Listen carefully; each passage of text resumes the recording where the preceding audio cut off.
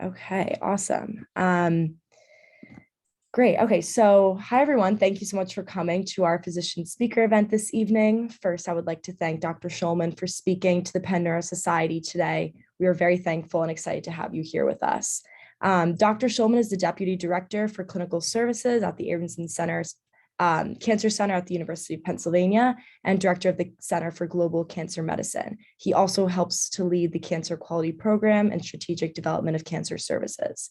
I will be assisting with any questions coming through the chat, or feel free to ask live at the end.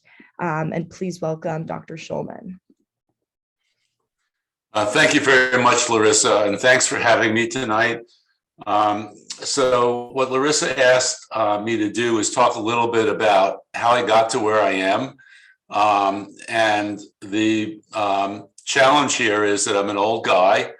And so that's a lot of years to go over. And what I thought I would do is give you a little bit of the framework of what my career has been like, and then switch to a bunch of photographs. And I don't generally like showing photographs of myself, but at least it will give you something to hold on to that's more than just some words.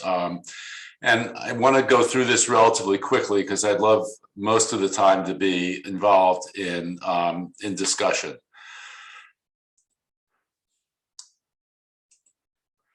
So one of the things I would tell you, and I think this was hard for me to understand when I was in your position, is that life takes a lot of unexpected turns. Some of you may already know this.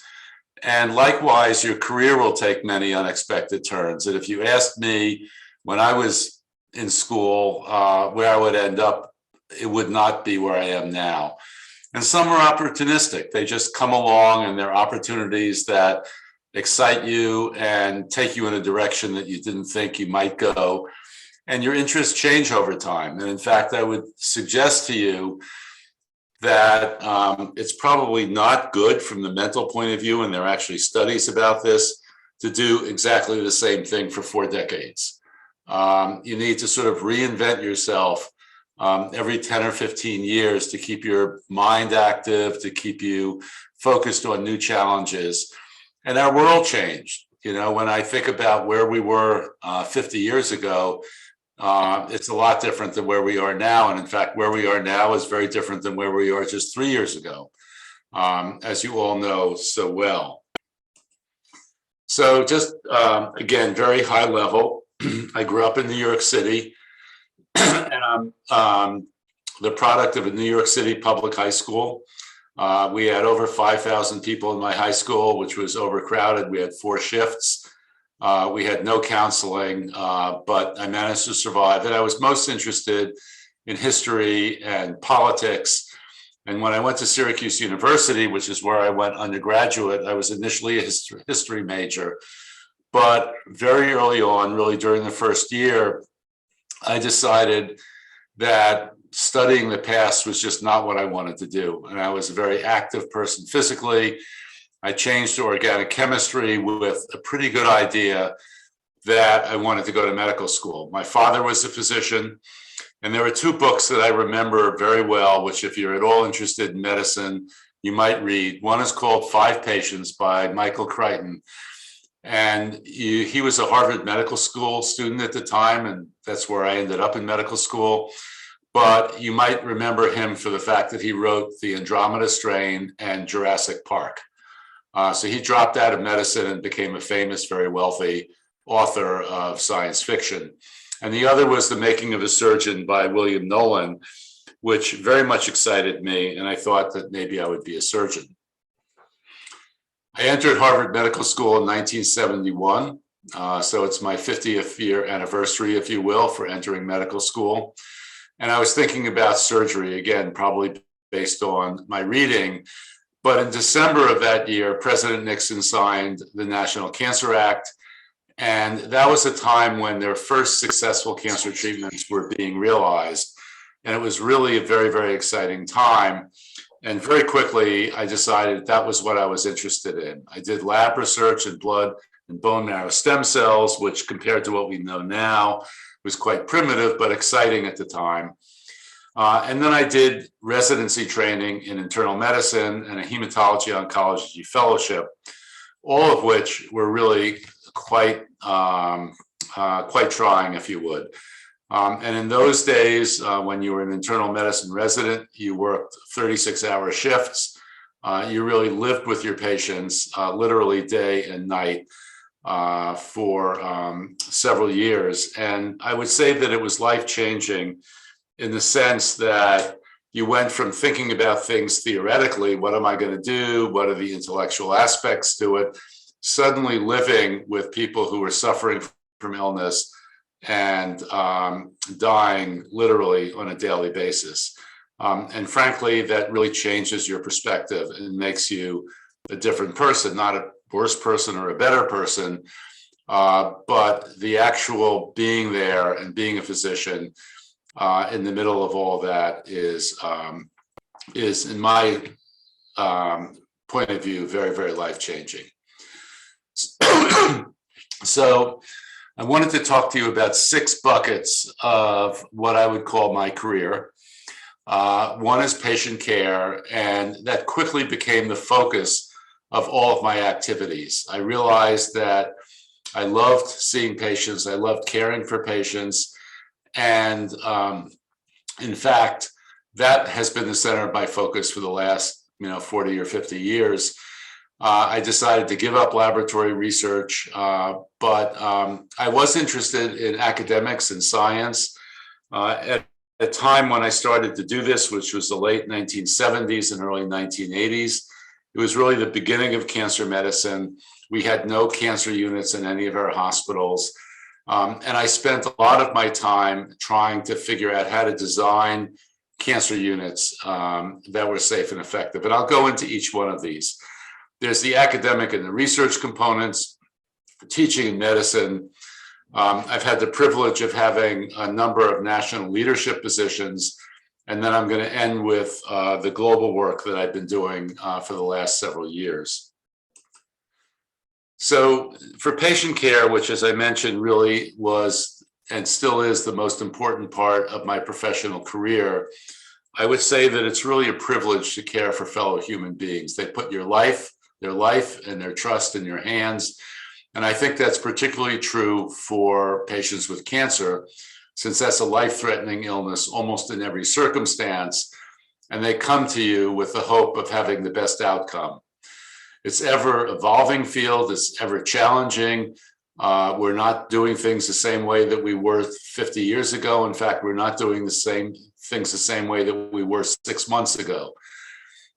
Things are changing very fast in medicine, and that's particularly true again in cancer medicine. And keeping up with all that, and in fact, being a part of those new discoveries and the new science is both challenging and very rewarding. I would say that medicine and cancer medicine in particular is really a combination of the personal and the technical. You need to know all the science, you need to know the drugs, you need to know their side effects, you need to know how to combine them, but you also need to know how to take care of the person. And William Osler, who was at Penn about 120 years ago, around 1900, said the good physician takes care of the disease and the great physician takes care of the patient with the disease. And I think that's very, very true. And you have to really keep that in mind because you get caught up in all the technical aspects of the treatment and you can't forget really the whole humanistic part of it. And I would say that the goal is care. Everybody says, oh, but you want to cure everybody, which of course is true. You want everybody to have the best outcome. But the reality is that many of the cancers that we treat are in fact not curable, that people will die from them. And it turns out really that those patients are often the ones who most need your care. We all die sometime and they need somebody to be there with them, to help them navigate literally the hardest time in their lives with them and their families. And I remember a story that is from very early on in my career, but left an impression upon me. I was taking care of a university professor, an engineering professor, when I was at Harvard, and he had chronic myeloid leukemia, which at that time there was no cure for, and the likelihood was that he would live 4 or 5 years. This was a very smart and, in fact, very wonderful person. And when we first met, I went over the whole disease with him, what it meant. I told him that we could keep his disease in control maybe for 4 or 5 years, but after that, it would be out of control and we wouldn't be able to treat him effectively anymore. And he looked at me and he said, "Why do you do this?" He said, "Why don't you do something where you win all the time?" And I said, "Well, I don't know anything in life where you win all the time." He said, "I win all the time." He says, "I teach engineering. A bunch of my students go into engineering, and even the ones who don't, none of them die. And I think they're all sort of interested in what I'm teaching them." And 4 years later, when in fact things were not going well and it was clear he was going to die, he said to me, he said, "You remember that conversation we had 4 years ago when I asked you why you did this? Why didn't you do something where you won all the time?" And I said, "Yeah, I remember." He said, "Well, I changed my mind." I said, "I decided this was something where you won all the time. You gave me 4 years of life. It was a good 4 years. And I got to see my boys, he had 2 sons, graduate from college. And I had wonderful times with my family. And you gave that to me and to my family, so you won too." And I never forgot that because, in fact, I think it's very true. The other thing about cancer care is it's a longitudinal experience for patients and their physicians. I have patients who have been my patients for 40 years. And I've seen them grow up, and I'm going to tell you a story about one of them a little bit later on. Program development. I like building things. I like making things that work. I actually do that for a hobby. I make woodworking, I make furniture, but I like building systems to support cancer care. And one of the things that I thought about and I use in my global work, which I'll talk about in a little while, is that there's really 5 parts to the program development. You have to have staff, you have to have physicians and nurses and technicians, all of whom are excellent. You have to have the stuff that you need to treat the patients, whether it's chemotherapy or whatever. You need good space to do it. And to some extent, most importantly, you need good systems that support the care, that make things work. And the SS is social support, but there wasn't enough room on the line, so I just put SS. But you need to have support for your patients. And high quality care, I would say, is a result of personal excellence and the systems that underlie the care. And think about an airplane. You can have an excellent pilot, but if the plane is faulted, you're going to end up in a bad place. You can have an excellent plane and a bad pilot, and that's not going to work well either. Really, to do things well, you need the good pilot and the good plane. And the same thing is true for medicine. You need skilled people and you need systems to support their care. You need to explore what you're accomplishing, where the gaps are in care, and design interventions to close those gaps. And one of the things we've done exceptionally poorly in medicine is using digital technology. Think about banks, and none of you are old enough to remember, but 50 years ago, there weren't ATMs, there weren't direct deposits. Every week, every month, you had to figure out how to get to a bank from 9 to 3, which was banking hours, to deposit your check and withdraw cash. And now, we never go to a bank, right? You get your money out of an ATM, you direct deposit, or you deposit on your cell phone. But medicine is still a 9 to 5 business, right? When do you go to see your doctor? You go 9 to 5, Monday through Friday, in person. And that is starting to change, but not much. And if you're interested in this, there was an article that Atul Gawande, some of you might know, is a science writer, medicine writer, and a good friend of mine, colleague from when I was at Harvard, wrote this article in the New Yorker, maybe in one of his books as well, called The Bell Curve: What Happens When Patients Find Out How Good Their Doctors Really Are. And this talks about what makes good care versus okay care. And for me, this was a very, very important article because it's made me think about how I provide care and the systems that I'm responsible for. Research is part of all of our academic missions. I spent a lot of my career, though I don't do it that much anymore, in breast cancer research. I'm a breast cancer specialist.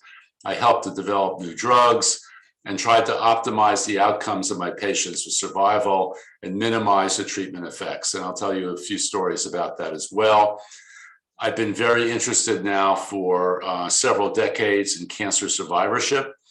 When I started this business in the 1970s, we were so ecstatic if the cancer went away and a patient survived, and we never thought about the long-term complications of the treatment or the cancer, which turned out to be profound.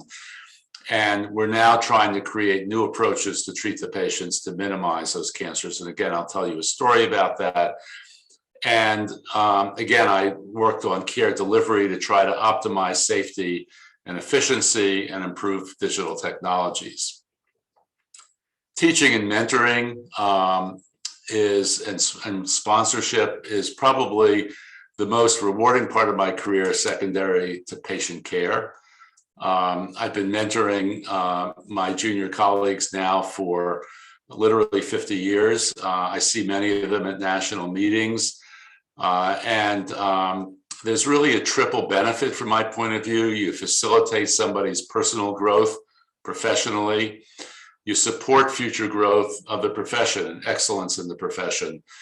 And there's bi-directional learning. I've learned so much from my mentees over the years. I hope they've learned as much from me. I'll tell you a couple of those stories as well. But one of my mentees now from 20 or 25 years ago is my boss. He's Bob Vonderheid, who's the director of the Cancer Center here at Penn. And in the late 90s, he was my mentee. So be nice to your mentees because they may come back and be your boss someday. And one of my other mentees is Ned Sharpless, who's the director of the National Cancer Institute.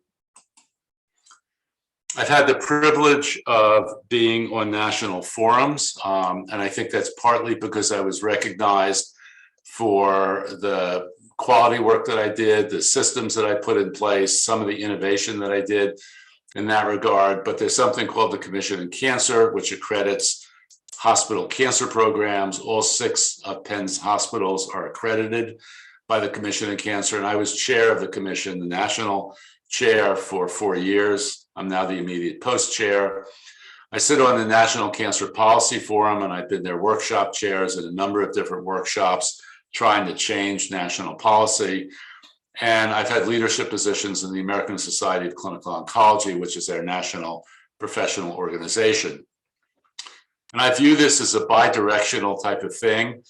I learn things locally about what works and what doesn't work, and bring it nationally to try to investigate how we're doing at the national level. And, that can have a broader impact. But I also study things from the national trends. I've had access to national databases. The National Cancer Database I oversaw for 4 years has 37 million patients in it. And I can study the trends of those patients to see where we're doing well in this country or not.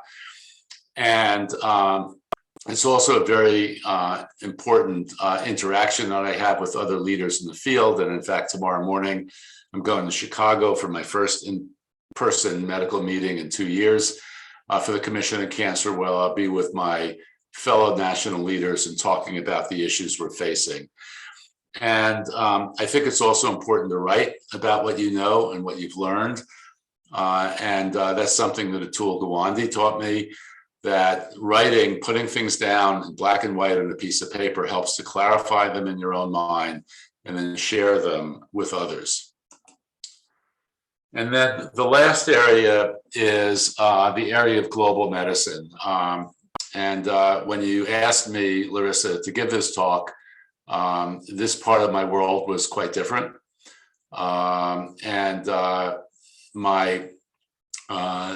My career in this really was led by somebody named Paul Farmer, who some of you may know of and some of you may not. But Paul was my medical intern in Boston in 1991, so over 30 years ago. He was my mentee, if you will. He has been a global leader in global medicine now for 30 plus years. He was already doing it then, and was doing it until February 21st, just a couple of weeks ago, when he unexpectedly died, really a very untimely death, which we're all still reeling from, quite frankly. And this is an article that the New England Journal of Medicine, a prominent medical journal, published after his death, entitled Unclouded Judgment, Global Health, and the Moral Clarity of Paul Farmer. And for those of you who don't know him, there's a book by Tracy Kidder called Mountains Beyond Mountains, which I would suggest that you would read. And there's a movie that was made about him called Bending the Arc. And that's the link for that. And I would watch that as well. It's a lesson that's really quite profound. So in 2008, Paul and his partner in this work, Jim Kim, asked me to form cancer programs in Rwanda and Haiti, two very poor countries in the world. And at the time that I went to Rwanda in 2011, there was not a single cancer doctor in the country. There was no cancer care. And if you had cancer and you did not have the money to fly out of the country, your likelihood of dying of that cancer was 100%. Nobody survived. And we built a cancer program in northern rural Rwanda. We published this article in 2014, Bringing Cancer Care to the Poor, Experiences from Rwanda. And the abstract says that the knowledge and tools to cure many cancer patients exist in developed countries, but are unavailable to many who live in the developing world, resulting in unnecessary loss of life. And it goes on and on. So we actually have proved that we can do this. We've now treated more than 16,000 patients at our cancer center over the previous decade, and many of them are alive and well. And it's been one of the more satisfying parts of my career, still one I'm very engaged in. I do lead the Global Cancer Program at Penn. I was in Rwanda in February of 2020, just as the pandemic was beginning. I haven't been there since, though I should be going back in the near future. We're just starting to send people back now, and hopefully our world will be settled enough to continue to do that. But I'm in touch with my Rwandan colleagues really, literally every day. So I'm now going to show you a bunch of pictures. And I'm a little embarrassed to show you these because I don't like showing pictures of myself, but I wanted to give you an idea of, something more than just these slides, which I feel like are very sterile. But I spent 44 years of my career at Harvard. The last 20 or so that I was there was at the Dana-Farber Cancer Institute. And a lot of those were interacting with patients. And on the left, we had an evening affair for our patients where we talked about the newest discoveries in cancer medicine, where things were going, and so on. And on the right is a picture of me and one of my patients, a woman named Shari Berman, who's very public about her disease. She's written about it. And she and I have spoken publicly many times, including on this evening, about cancer treatment and cancer survivorship. I met her in 1988, so that's a long time ago already. And she was on her honeymoon when she suddenly really couldn't breathe. She came back to Boston, basically went straight to her doctor, was sure that she was having an anxiety attack about being married, which I think is quite hysterical knowing her now for all these years, because she's not that type of person. But the trouble was that she had a huge mass in her chest, which was Hodgkin's lymphoma. And we treated her with an experimental protocol, part of which was designed to allow her to remain fertile and have a family. And we, in fact, cured her Hodgkin's lymphoma. And she had two wonderful boys who are now actually adults. They're in their late 20s. But we did give her treatment that we didn't know at the time had a very high likelihood of causing her to have breast cancer. And so, in fact, she did have breast cancer about 8 years after her treatment for Hodgkin's disease, which we fortunately found very early and cured her of that. And she's healthy and doing well. And like I said, she and I would talk to patients and give them hope and talk to them about our efforts in survivorship. We also had fun. And we raised money. On the left, I got to throw out the first pitch at a Red Sox game in Fenway Park. The Red Sox, I will tell you, it was a great pitch. It was a strike. The Red Sox are one of the biggest supporters of the Dana-Farber Cancer Institute. And our new clinical building is called the Yawkey Building. The Yawkey Foundation is the Red Sox Foundation. And on the right, the former Olympic swimmers held a swimming fundraiser for us every year. And I was one of the Dana-Farber designated swimmers. To my left is Janelle Jorgensen, who was a medalist at the Olympics a few years before this picture was taken. And this is at Penn when we announced a major breakthrough. This was several years ago. You could tell it was before COVID because nobody has masks on. And this is when a therapy that we discovered called CAR T cells, it's an immunotherapy, was FDA approved. And if you look at the shirts, it says a remarkable thing happened. And really these patients who had no hope of surviving suddenly were treated with a therapy and in fact did survive and are still surviving. And this is part of the team that was instrumental in this. All the way on the right is Bob Vonderheid, who's our Cancer Center director, and all the way on the left is Carl June, who's the immunologist who really made all of this possible. And next to him is Kate Nathanson, who's another deputy director of the Cancer Center. But these are the things that actually make a difference. People survive because of these treatments who otherwise would not have survived. I did a lot of international work. I spent a lot of time working in Korea and South Korea with a medical center called the Asan Medical Center and helped them to develop cancer genomics centers. And on the right is the dedication of the Dana-Farber Genomics Cancer Center at the Asan Medical Center. They're wonderful colleagues. They're incredibly bright. And together, we've made discoveries that we would never have made on our own. And working internationally, I think, is really important. We live in a global community more than ever. And I think we need to show that that's the case by example. In the global space, in 2011, there was really no global cancer medicine going on. Columbia University's School of Public Health brought a group of us together to discuss what the opportunities were. To the left of me is Paul Farmer, who I mentioned earlier, my colleague. Next to him is Lance Armstrong before his decline, if you will, from public life. But before that, he was actually a major funder of our global work. He funded a lot of my program in Rwanda. And then the dean of the School of Public Health at Columbia. And then all the way on the left is, oh my God, I'm blocking on his name. The guy who's the newscaster, Gopal, what's his first name? Anyway,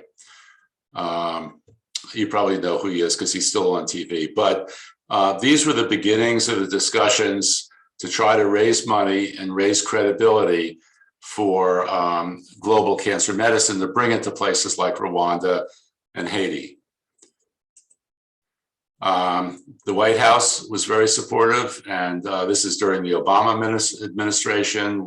I was there with one of my colleagues, and they were also great funders of the cancer work that we were doing in all parts of the country, all parts of the world, including Africa and Haiti. And then when we dedicated our cancer center in Rwanda, former President Bill Clinton was really the godfather of our cancer center. He helped us to raise the most money to build it and to open it. And he was nice enough to come with his daughter, Chelsea, for the dedication of the Cancer Center. On the right is Paul Farmer. To my right is Agnes Bidawahu, who at that time was the Minister of Health in Rwanda, a good friend at Penn. She came as a visiting professor before COVID, and she actually gave medical grand rounds last spring at the invitation of Mike Parmachek, our chair of medicine, who had gone to visit her in Rwanda. And this is just another picture. This is from Haiti. And this is on the side of a road. The only time we could find to meet with Paul, we were going in opposite directions on this road, and we arranged to stop and have a meeting on the side of the road, and then continued all the way on the left is the director of our hospital, Loun Vayad, director of our hospital in Haiti. And this is our cancer center in Haiti. You can see it's got the Penn Medicine logo on it because we helped to support its opening. And it's named after a woman, Rosaline, who's not dead. She's actually the one who's standing there on the other side of the sign. She was one of our first patients that we treated with cervical cancer there. And she has been an unbelievable advocate for cancer care in Haiti. Most people don't even know that it exists. And so she's a great spokesperson for us and has really made a huge difference in cancer care in the country. So usually you name things after people who are dead, but we thought it was best to name it after Rosaline because she's so amazing. This is from our cancer center in Rwanda, and I like to show this picture because the kids all look like they're going out for a day in the park. But this is on the cancer ward, and if you look closely, every one of these kids has an IV in their arm, and every one of them is getting chemotherapy that day for some cancer. If these kids lived in Philadelphia, they would have an 85% chance to be cured and live a long and relatively normal life. When we got to Rwanda in 2011, they would have all died very quickly. Now, the majority of them will survive, but not 85%. So we've made some progress, but not as much. And I will say that when we go to Rwanda, we tend to bring suitcases full of stuff. And when Lori, our nurse here, went, she brought suitcases full of stuffed animals and coloring books, things that they wouldn't ordinarily have there, but wonderful, wonderful people. And this is what happens when you do this. So on the left is Fabrice when he was 4. He was actually in the hospital when President Clinton was there and got to meet President Clinton. And on the right is him 4.5 years later. He's a thriving, happy, bright, young boy, now, 8 years old or so. And this is what happens when you have the tools to treat these people. You can turn what would have been certain death into the chance for life.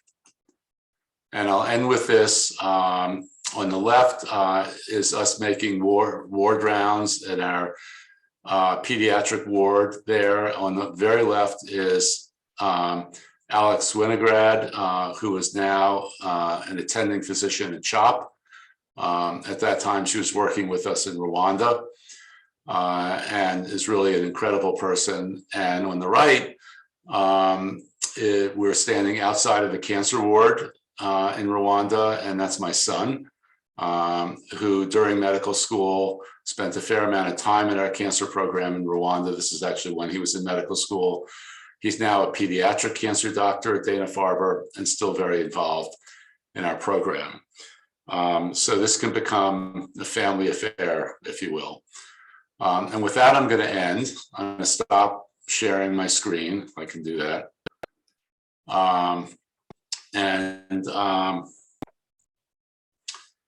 I'm happy to open it up for discussion. We've left a little bit of time, and I hope that was interesting to you, and I'd love to hear what you have to say and what your questions might be. Yeah, and also people feel free to just say it out loud, or if you want to type it in the chat, feel free. I mean, I can also start off, I was going to type this question in the chat, but this was just along of what you were explaining to us. But how often would you travel to the cancer centers in Rwanda, and how often would like your team go down, and would people go down individually, and how did that work? So that's a great question. And I think one of the things is you can't bop in and bop out. That doesn't work. We've had people there continually. We had US oncology nurses there from March of 2012 straight through March of 2020 when we pulled them out because of the pandemic. And I would usually go 3 or 4 times a year early on. But I had many colleagues who were also going 3 or 4 times a year. And so we had people there almost all the time. And when we weren't there, we were doing video calls and keeping very closely in touch. I will say that we sent lots of students there, like my son. And before COVID, every summer we sent 2 Penn students to Rwanda, and many of them went back during their later years of medical school. One of them took a gap year between 3rd and 4th year and spent the whole year in Africa working with us. We've had residents, we have faculty who go over. So there's a lot of back and forth and a lot of support. We've managed to do that, remotely in spite of COVID. And it's been a little bit of a struggle, but I think we've managed. We did sneak one of our people in last July when COVID was quiet, before they locked the country back down again in the fall. And he's continued to be there. He had been a Penn Med Peds resident the first time he went. He's now graduated from that program. And then we just sent, we sent the nurse back in January, and we sent one of our faculty members back earlier this week. So we're starting to send people back, but mostly we had people there a lot of the time. Awesome, thank you. And I think we have 2 other questions in the chat if you want to refer to those as well. They're probably going to start rolling in. I can also say them for you if you can't see it, but. So why did I get into the cancer field? I think it was just an exciting time. I mean, I think, in the early 1970s, when we were first treating people successfully for cancer, it was a real high. We just really couldn't believe that we could get people into remission, and we started to understand the biology of cancer. Around that same time, we discovered the first genetic defect in cancer called the Philadelphia chromosome. And back then they named chromosomal abnormalities for the city that it was discovered in. And it was discovered here at Penn. It's a hallmark of chronic myeloid leukemia, but it's just a really exciting time intellectually and practically to give cancer patients a chance when we never thought they were going to have it before.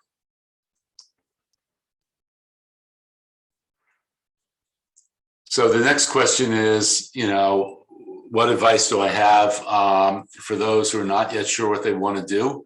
Don't rush it.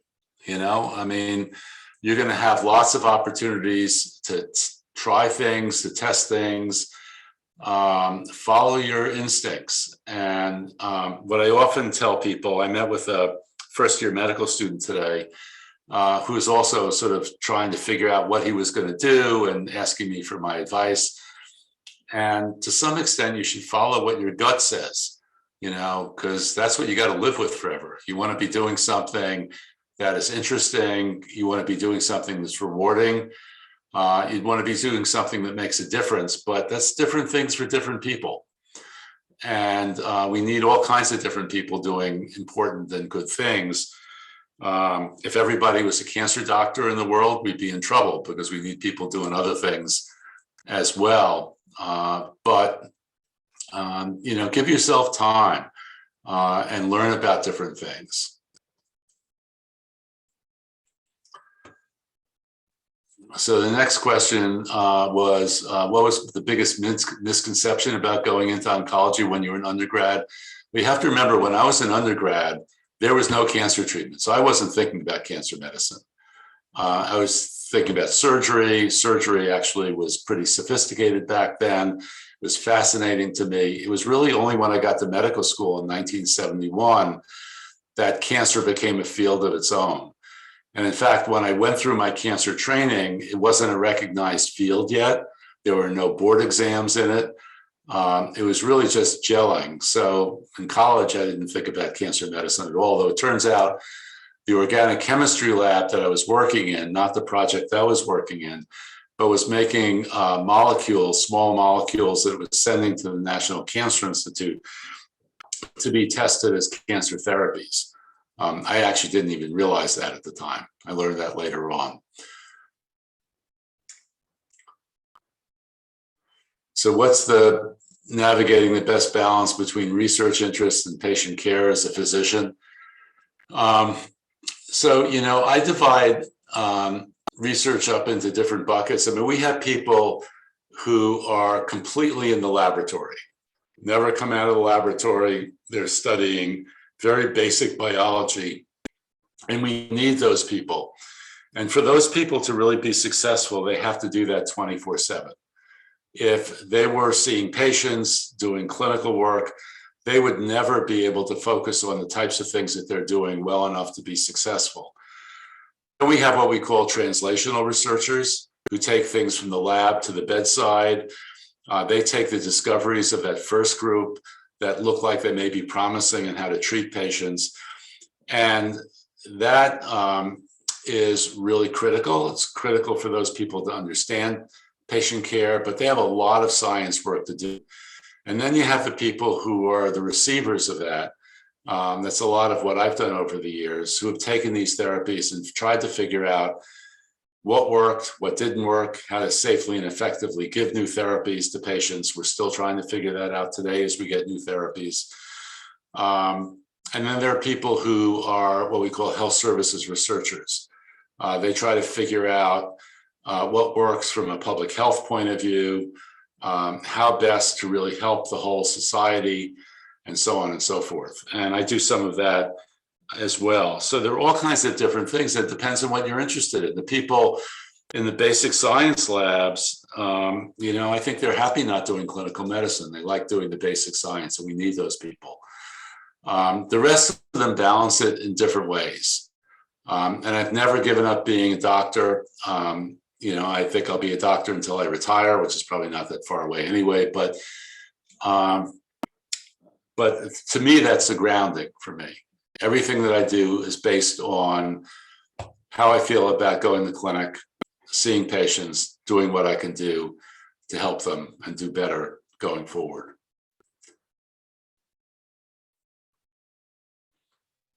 So I think the most important aspect of patient care, you have to have the technical skills. You have to be able to fly the airplane. You can't crash. And you don't want to mistreat a patient from the technical point of view. But frankly, the patients will tell you that the personal connection is as important or more important than the technical aspects of it. Cancer is a pretty frightening thing to have. A lot of people still die from it. Even the people who are cured from it have to go through a lot to be cured. And they want somebody who they feel they're bonded to, who they can trust, who they feel truly has their best interests at heart. And they want to be viewed as the whole person. And different people have different values in life.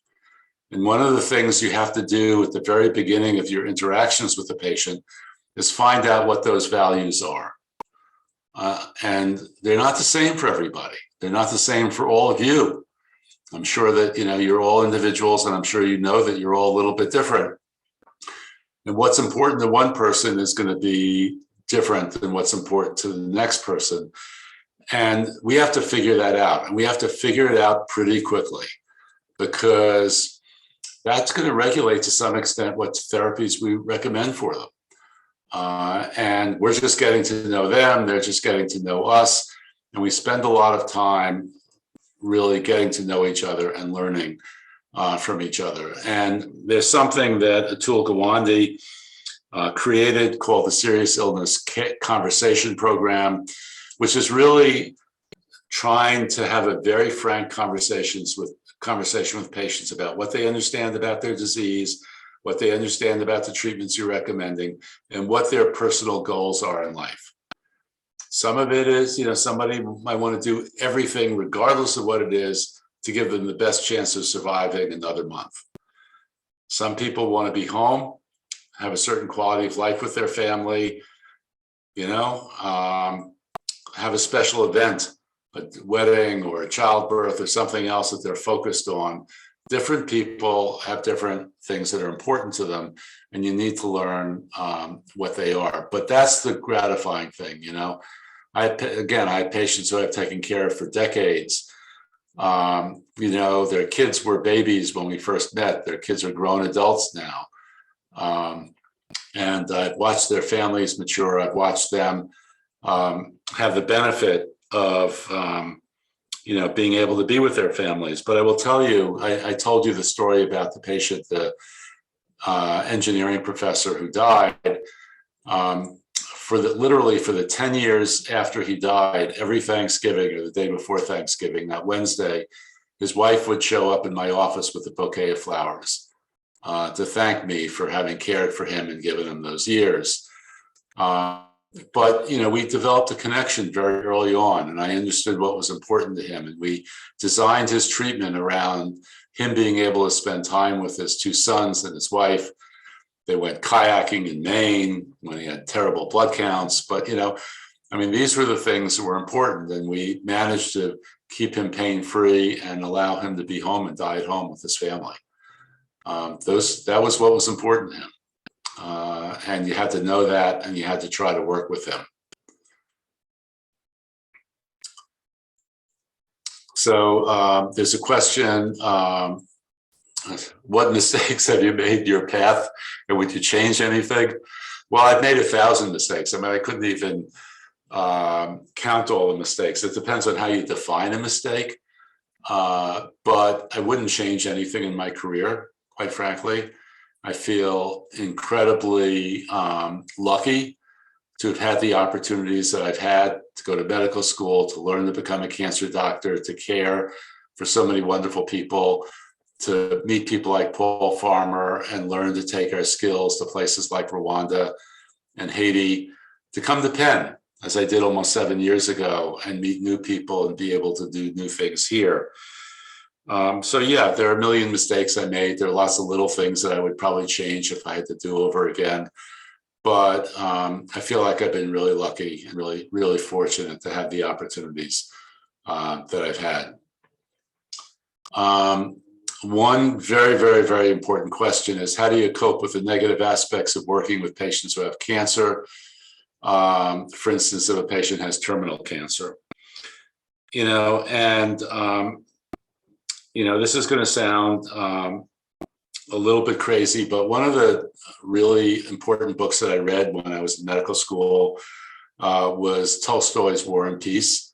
That's the book everybody makes fun of because it's 1,000 pages of War and Peace. But one of the real important lessons in that book is that there's a lot of stuff in life that's out of your control, and you just need to know that.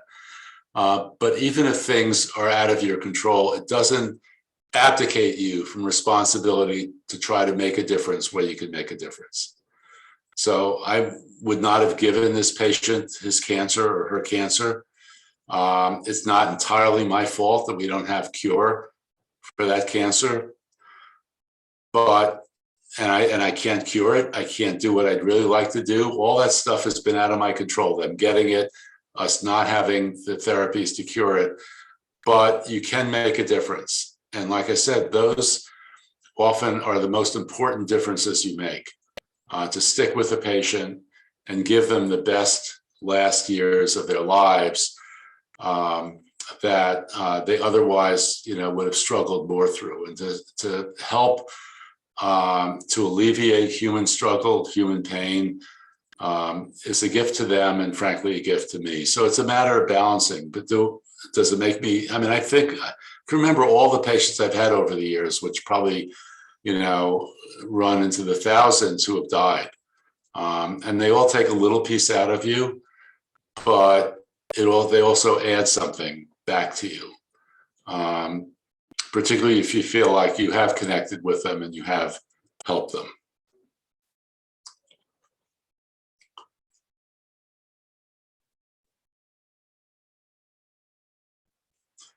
So the next question is sort of how have things evolved? How have we faced some of the major challenges we've had as oncologists? And, when I first started doing this, when we could get cancers to go away, we were so ecstatic that we could. But the treatments were incredibly brutal, often disfiguring, permanently disfiguring, permanently harmful. Patients ended up with weakened heart or hearts. I remember one patient who I treated very early on, maybe in the early 80s. We ended up giving him a bone marrow transplant for his lymphoma, which in retrospect cured his lymphoma, but in fact, terribly damaged his heart. And he had a massive heart attack at the age of 32 and underwent a heart transplant and actually survived that amazingly.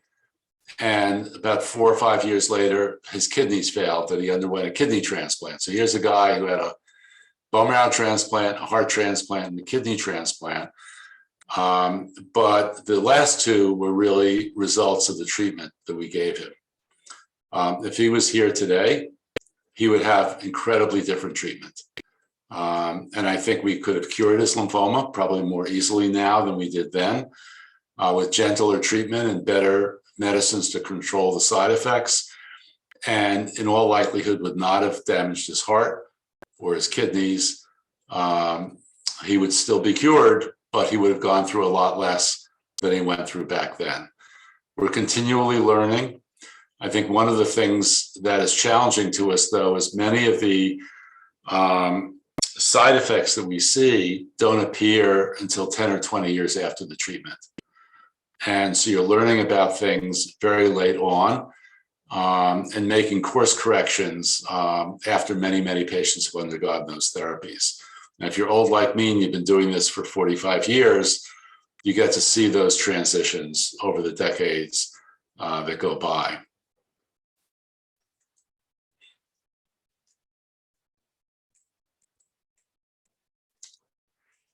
So the next question is, I'm inspired by the impact your team had making in Rwanda and Haiti as you enter a new community. Are there any other ways that doctors interact and immerse themselves? I think that one of the things that's important to remember when we go to Rwanda or we go to Haiti, it's their country, it's not our country. We're visitors and we're there at their invitation. And if they don't want us there, we don't go. But we have to build their trust. They have to understand that we're there for the long haul. We have to understand we're there for their benefit and not our benefit. There is a phenomenon that we call medical tourism, where physicians might go into a country, give a couple of lectures, pat themselves back for having done something good and leave, and never really make a lasting difference. And people in those countries really resent that. They feel like they're coming for their own good, not for the good of the people in their country. And that's true. Likewise, there are researchers from US centers that go there to do research that's really benefiting them in their research and getting grants and writing papers, but not benefiting the people in those countries. And in 2016, I went to the World Cancer Congress and I brought a dozen of my Rwandan colleagues with me. It was in Paris. These were people who had never been on an airplane, never been out of Rwanda. We dropped them in Paris. You can imagine what that was like. But during one of the sessions, I had a moderated session with Dr. Cyprian, who's the Rwandan leader of our cancer center, about what a U.S. Rwandan partnership should look like. And we talked about the respect and learning trust. But at the end, he looked at me and said, the only measure of our success is patient survival. Unless we end up making a difference to the patients, the Rwandan patients with cancer, and they survive longer, we haven't accomplished anything. I think it's really important to understand that. And we haven't been able to do that in Rwanda and in Haiti, and we've done it, I think, in a respectful way, which is why, we have the relationships we have with them, and why we keep getting asked back.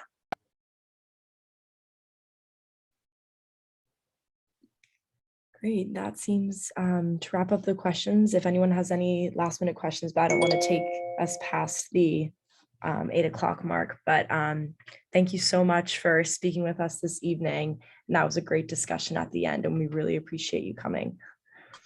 Well, I hope this was interesting to you.